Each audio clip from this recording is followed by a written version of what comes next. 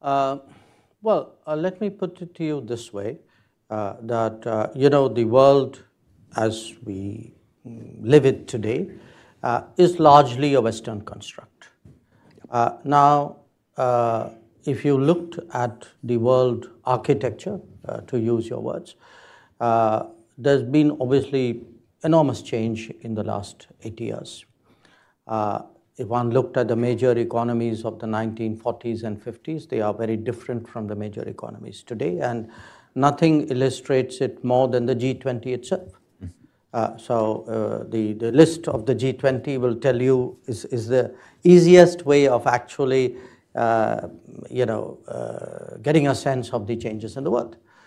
Now, for India, when we confront a largely Western created architecture, obviously we would like to encourage and facilitate and induce and pressurize changes which are badly needed. But it is done to add a non-Western layer and a input. So I make this very important distinction where India is concerned. India is non-Western. India is not anti-Western. So when we speak about, and I give you an example which we discussed even at the G20. It's very clear today that if we are serious about climate action, if you are looking to sustain, to ensure that sustainable development goals are well resourced, then somewhere we have to find the financial muscle for that.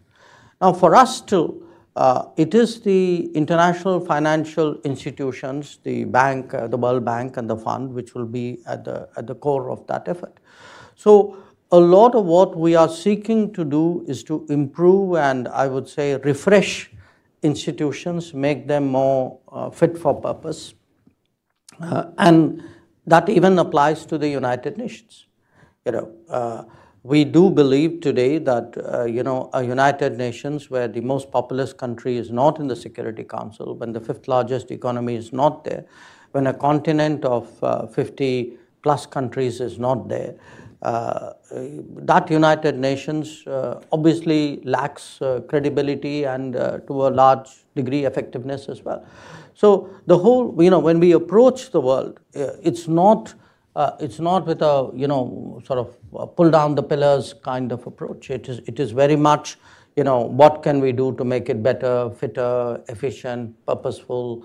That's the kind of mindset we bring.